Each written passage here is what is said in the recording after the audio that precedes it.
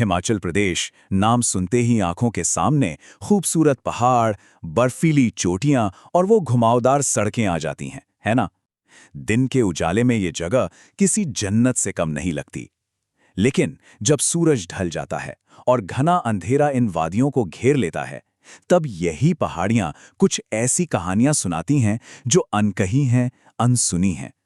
तो आज हम एक ऐसे ही परिवार के सफर के बारे में जानेंगे जिनकी एक नॉर्मल सी फैमिली वेकेशन एक ऐसे भयानक अनुभव में बदल गई जिसे वो शायद ही कभी भूल पाएं। दिन में ये जगह जन्नत लगती है, पर रात में पहाड़ियां कुछ और ही कहानी सुनाती हैं। और ये सिर्फ कोई कहने की बात नहीं है, ये अर्जुन और उनके परिवार का सच है, उनका असली अनुभव। चलिए उनके इस रोंगटे खड़े कर देने वाले सफर को करीब से जानते हैं और देखते हैं कि कैसे पहाड़ों की बेहिसाब खूबसूरती के पीछे कभी-कभी एक बहुत गहरा राज भी छिपा होता है। तो ये कहानी हमें भेजी है अर्जुन ने। बात ज़्यादा पुरानी नहीं है, पिछले साल की ही है, 2023 की। अर्जुन अपने परिवार के साथ एक छोटी सी छुट्टी पर गए थे और शुरुआत में आप जानते हैं सब कुछ बिल्कुल परफेक्ट था, जैसा किसी भी फैमिली वेकेशन पर होता है। तो सीन कुछ ऐसा था। अर्जुन दिल्ली से अपने माता पिता, चाचा चाची और 17 साल के कजिन निखिल के साथ हमीरपुर से करीब 50-60 किलोमीटर दूर एक छोटे से कस्बे में अपने रिश्तेदार के घर जा रहे थे। अब डिनर करते करते काफ़ी देर हो गई और जब वो लोग वहां से निकले तो रात के 12:30 बज चुके थे। अर्जुन की माँ को थोड़ा अजीब लग रहा था कि इतनी रात को पहाड़ी रास्तों पर निकलना ठीक नहीं है, लेकिन चाचा ने सबको यकीन दिलाया, अरे चिंता मत करो, बस पहुंचने ही वाले हैं। और जैसा कि पहाड़ी रास्तों पर अक्सर होता है, शुरू के कुछ किलोमीटर्स तो ठीक ठाक निकल गए, लेकिन धीरे धीरे स्ट्रीट लाइट्स खत्म हो गईं, शहर पीछे छूट गया और चारों तरफ था बस घना काला जंगल। रोशनी के नाम पर सिर्फ उनकी गाड़ी की हेडलाइट्स थीं, और तो और फोन के सिग्नल भी धीरे धीरे जाने लगे थे। माहौल में एक अजीब सी बेचैनी घुलने लगी थी। और फिर कुछ ऐसा हुआ जिसने इस पूरे सफर का रुख ही बदल दिया। रात के करीब 1 बज रहे होंगे जब चाचा ने गाड़ी रोकी। उन्हें लगा कि ये कोई खूबसूरत सा व्यू पॉइंट है। परिवार के लोग थोड़ा फ्रेश होने के लिए बाहर निकले और तभी उनकी नज़र थोड़ी दूर खड़ी एक पुरानी सुनसान सी बस पर पड़ी। खैर, वो लोग वहां से आगे बढ़े। करीब 15-20 मिनट गाड़ी चलाने के बाद जो हुआ उस पर किसी को यकीन नहीं हुआ। वो लोग घूमकर ठीक उसी जगह पर वापस आ गए थे, वही व्यू पॉइंट और वही पुरानी बस। चाचा को लगा कि शायद उन्होंने कोई गलत मोड़ ले लिया होगा, तो इस बार उन्होंने दूसरा रास्ता पकड़ा। लेकिन 15 मिनट बाद नतीजा वही था, वो फिर से उसी जगह पर खड़े थे।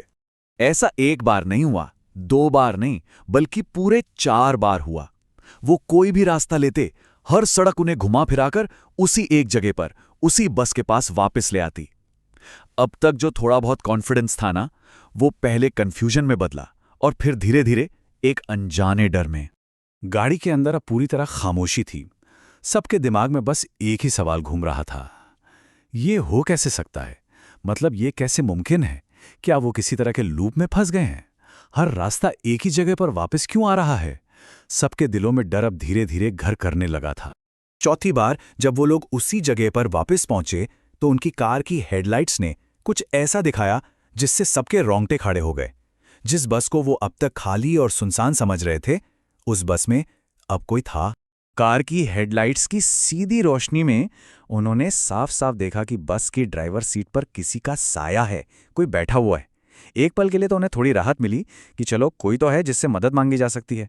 चाचा ने अर्जुन और उसके कजन निखिल से कहा कि जाओ जरा उस ड्राइवर से रास्ता पूछ कर आओ।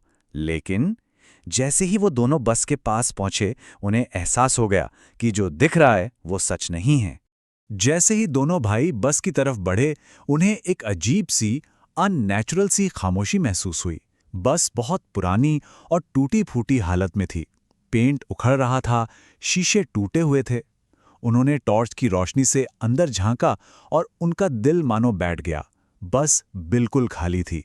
अंदर धूल और सूखे पत्तों के सिवा और कुछ भी नहीं था। ये वो पल था जब डर अपनी हदें पार कर चुका था। जिस साये को उन्होंने अपनी आंखों से इतनी सफाई से देखा था, वो अब वहां था ही नहीं। वो दोनों घबराकर, बुरी तरह डरकर वापस कार की तरफ भागे। अब ये बात साफ हो चुकी थी कि जो भी हो रहा है वो नॉर्मल बिल्कुल नहीं है। अब तक पूरा परिवार समझ चुका था कि वो किसी बहुत बड़ी मुसीबत में फंस गए हैं। चाचा ने हताश होकर एक आखिरी कोशिश करने का फैसला किया। उन्होंने सोचा कि वो गाड़ी से उतरकर पैदल ही उस जगह के किनारे तक जाएंगे, क्या पता बाहर निकलने का कोई रास्ता, कोई सुराग मिल जाए। जैसे ही वो थोड़ा आगे बढ़े, अर्जुन को हवा में एक अजीब सी गंध महसूस हुई, और वो गंध धीरे धीरे और तेज होती जा रही थी। वो धुएं की गंध थी, कुछ जल रहा था। शुरू में तो एक उम्मीद जगी, शायद पास में किसी ने आग जलाई हो, कोई कैंप फायर हो, मतलब आसपास लोग हो सकते हैं। लेकिन ये एहसास बहुत जल्दी एक गहरे डर में बदल गया, क्योंकि उस गंध में कुछ तो बहुत गलत था। जैसे ही चाचा ने अपनी टॉर्च की रोशनी चारों तरफ घुमाई, उनके पैरों तले जमीन खिसक गई। वो जगह कोई खूबसूरत व्यू पॉइंट नहीं थी, वो एक शमशान घाट था, और वो धुआं, वो किसी हाल ही में जली हुई चिता से उठ रहा था। ये नज़ारा देखते ही पूरा परिवार दहशत में अपनी कार की तरफ भागा।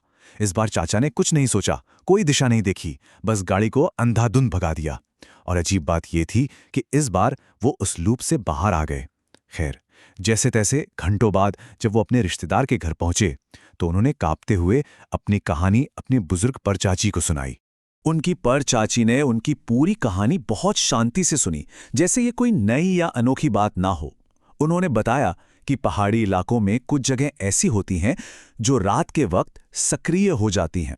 उन्होंने इसे स्थानिक हेरफेर कहा, मतलब एक ऐसा विश्वास जहां माना जाता है कि कोई शक्तिशाली ना दिखने वाली शक्ति असलियत को, रियलिटी को मोड़ सकती है।